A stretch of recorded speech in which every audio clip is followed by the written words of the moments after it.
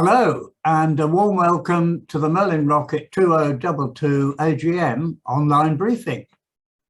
I'm Dan Alsop, Chair of the Rules Subcommittee, and this year we have just 4 resolutions up for discussion.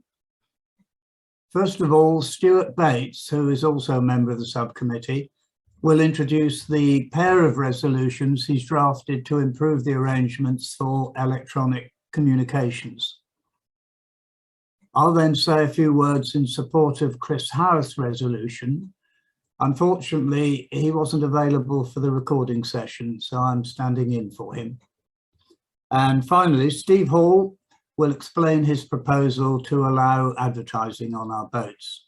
So now it's over to Stuart. Thank you, Dan. The aim of the proposed rules, CR 22/1 and CR 22/2, is to clarify the rules that were agreed at the last AGM regarding the use of electronics.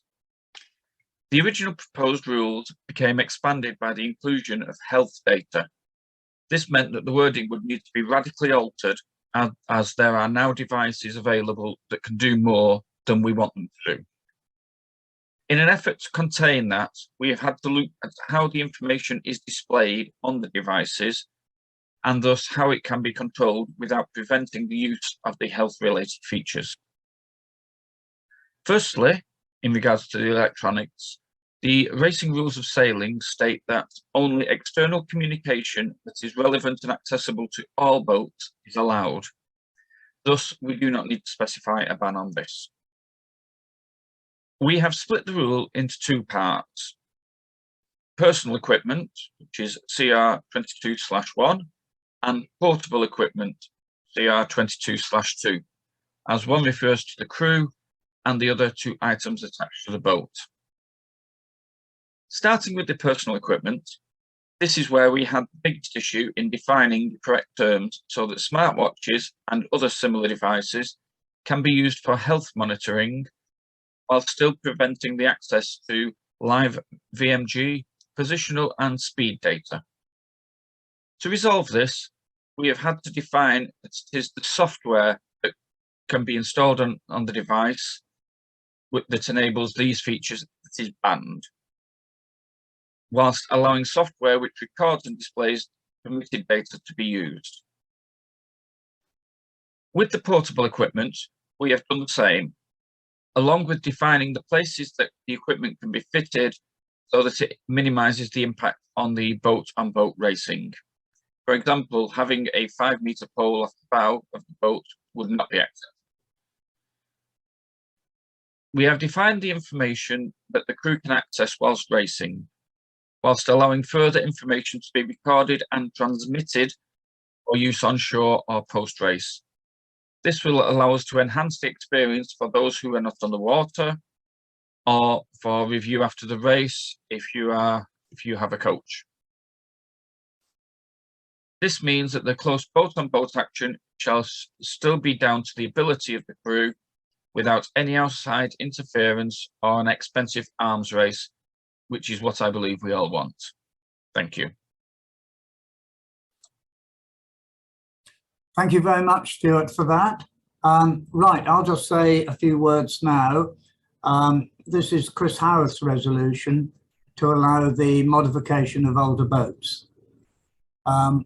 In support of it, I can really do no better than recommend you read, or read again, Chris's excellent article in the Autumn-Winter 2021 magazine.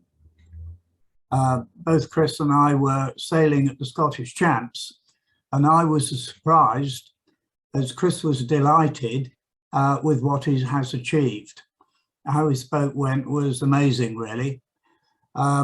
His proposal would enable others with older boats to follow his example, but at much reduced cost. And my view is that this can really only be a good thing for the class. So now it's over to Steve Hall to tell us about his own proposal concerning advertising. Over to you, Steve.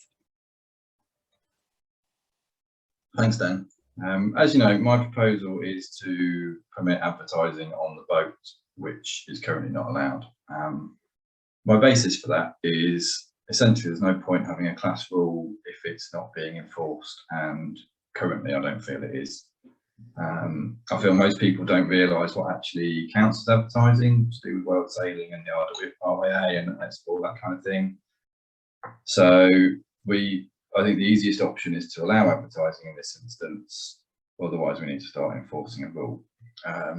There's numerous examples in the fleet of leftover sponsorship stickers on booms or mainsails, whichever. An obvious one is Magic Marine, who've sponsored us for a few years. The Merlin Rocket website is on people's booms, which, while it is advertising the class, technically that's not allowed. You know, it stretches on to other things such as your sailing club on your transom and many other things which are very wide reaching. My feeling is it affects roughly half the fleet in its current status. So we've just got the choice of either changing the rule as it is, or we need to enforce it. And that's it. Thank you very much.